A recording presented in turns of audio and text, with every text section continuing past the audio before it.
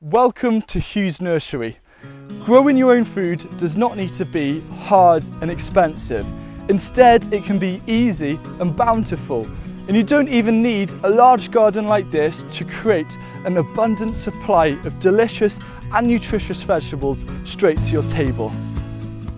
So let's rewind back to your first day when you came to Londonderry College. I presume you came for a look around with your parents?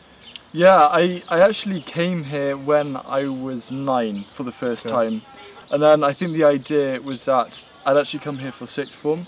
So in year 9, Dad was just like, let's just go to the sixth form open evening. And I was like, Dad, come on, I haven't even done my GCSEs So yet. you're planning 3 years ahead? Yeah, so we got there, had a talk with loads of the teachers. For example, Miss Flowers, she just stood out. And I was like, can't I start next year? And so my parents thought about it and they said, yes, if you get a scholarship, we'll seriously consider it. And the scholarship you came for was a sports scholarship or art scholarship? I managed to get an all-rounder. Okay. Yeah, so I was happy with that. And then I remember just coming here for the first day in year 10, and what was good is that in year 10 a lot of new students come in, so you feel that you're a part of something. But everyone was always so helpful and friendly, and within a week I knew everything, and some of the traditions that you learned within a week was also quite interesting. And it was completely different to the school that I came from. Yes, the numbers were about the same size, but that was state school, and I came here and I was boarding for the first time, so I was away from home, and yeah, it was really good fun. And what house, when you first arrived, what house did you go into? So I went into T. Tylo, which is now the prep school house. But yeah, we were in the Claggers dormitories, which was good fun, and there were 3 or 4 of us in the room, depending, for year 10. And it was great fun because sometimes we'd watch films, and on Thursdays it's 2-for-1 pizza.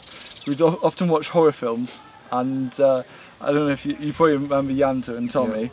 Yeah. We were all watching a horror film together. It was about 10 o'clock at night when it finished. They went to have a shower, and it was pitch black. And so I turned off the shower lights and the lights outside, and I hadn't heard them scream like that before. And from there you moved on into T.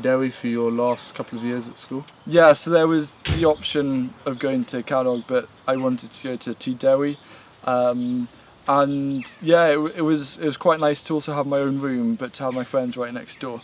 And in terms of that, what do you miss the most, would you say, at boarding life? I know you still work in school now, but what do you miss about being at school with your friends? I mean, in all honesty, I was a bit sad a couple of weeks ago because I came here and it was lunchtime and everyone was out on the field kicking the ball about. Yeah. And I loved that. I loved after prep going outside and playing touch rugby or tennis or something.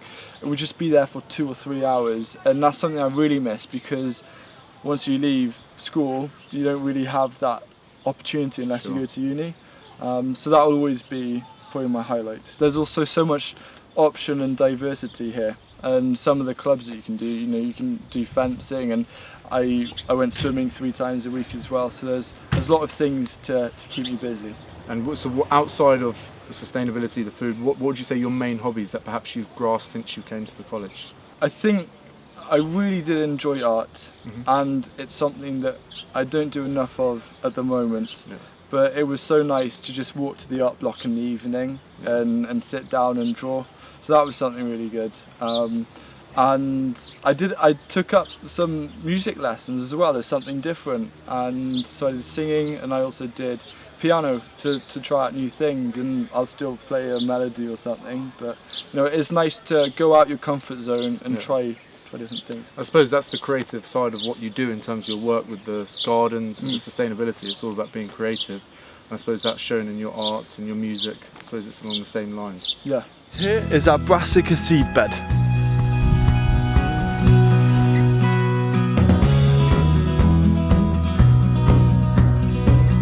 The first 2 brassicas I'm going to transplant are both kale, so we've got blue Scotch and red winter. But before we lift these out of this seed bed, I've got to get the bed ready for them to go in. Yep. So Huw, as we stand here in front of the Londonderry College vegetable garden, how does one 19-year-old get into something like this? Yeah, it's a good question. I don't think people associate 19-year-old teenage boys with growing their own food, more like gaming and sport instead. So I love those, but I also love gardening because I grew up with it. And I felt that for starters, I'd start with the raised beds over by Tredegar, and then I thought, let's try and bring it up a scale. So we came here and saw that this was all just a lawn, funding that wasn't being used, so it was a prime place to start growing our own food. And what's the point, what are you trying to get across in terms of the benefit for the college, for the young pupils of having such a place as this? Yeah, so food is something that connects absolutely everyone, no matter what their race or religion is. And I think that having a large area like this and getting mainly the prep schoolers out here to grow their own food, you should see the smiles on their faces because it's connecting them with it. They understand how food is produced. They get to eat it as well, and whether it goes into the school kitchen or they make jams and chutneys, I think it's something really good because it facilitates all kinds of core subjects as well, whether it's science, maths or English. So it's so great as well with the college being able to support me with following my passion, because I think that's something great, because as college I felt that they see you as an individual, and whether it's on the sport field or whether you're into something like IT or art or even just growing food, they have the freedom to facilitate that. So I'm really grateful. And in terms of the college, what have they done? I know you've obviously got the garden here and the beds, but have they done quite a lot to support over the last couple of years? Yeah, I think firstly just giving the thumbs up and the go ahead is great, and also now we've got the internship program as well, and getting people coming over and creating content to help other schools do the same, because we see this as potentially being a beacon school for that. So yeah, it's really good, and I finished A-levels last year, but I'm still here doing stuff. By the way, I want to share with you something really exciting, which is easily a top 3 highlight of the vegetable gardening year, and that's the fact that we've got peas, and I'm so happy about that. They have no comparison to the peas that you get in the shop, absolutely none at all. Is there anything that perhaps, any stories, any experiences that you can tell the audience that perhaps you would never have revealed whilst you're a pupil? I think one of the things which is a bit crazy, because my position, I kind of had to be good, and it was quite frustrating. Head boy of the school. No. So it was around exam times after I finished my A-levels, I think, and a friend of mine, the dairy, and I don't want to give any ideas to any kids. Don't reveal any names at all. But no, the dairy office was unlocked and the window was always unlocked. So after lights out, we snuck out and went to the dogs, to the hounds, and came back about 1 in the morning and just snuck back in. And I remember knocking something over and freezing because the housemaster's right next door. Sure. And I think he did know, but he didn't do anything about it. Well, that's currently in my office at the minute, so I need to make sure from what you're saying that I need to lock my window in my office every day. Well, there were other windows, but I won't tell you. Okay, great. So what's the plan moving forward for Huw Richards-Price over the next 20, 30 years? Where do you foresee yourself in the future and doing what?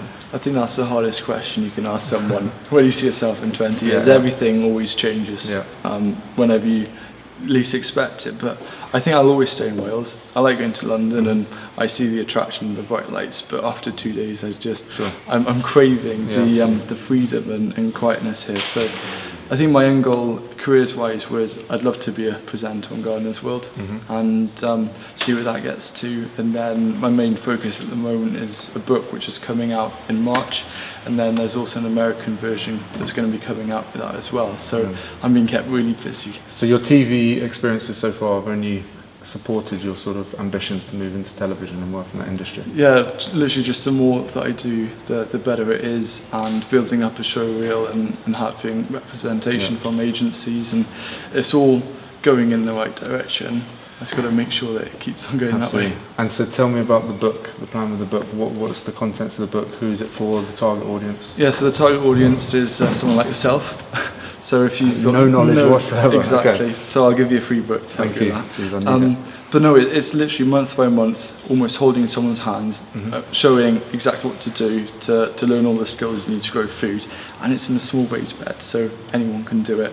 Okay, and great. And because we're in a library, obviously perhaps I hope one day is that they can filter back into a building like this, and the young pupils of the college could perhaps even get to read them one day. Yeah, and I think also the fact that I didn't go to uni is something for a lot of other kids to think about, because it's almost seen as the place to go, uni or apprenticeship. We're never taught about the other side of things.